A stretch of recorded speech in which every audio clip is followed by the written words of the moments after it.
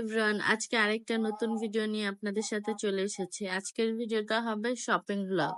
আসলে শপিং করতে গেলে যে আমি ভিডিও করবো এটাই আমার মাথায় থাকে না। ড্রেস কেনা শেষ, কিন্তু তখন আমি কোনো ভিডিও করিনি।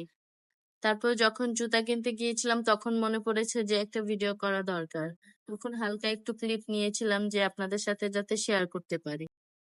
যেই স্যার জুতা কেনা শেষ করে আমরা চলে যাচ্ছিলাম সানগ্লাসের দোকানে, কারণ আমার বোন একটা সানগ্লাস কিনবে তার জন্য।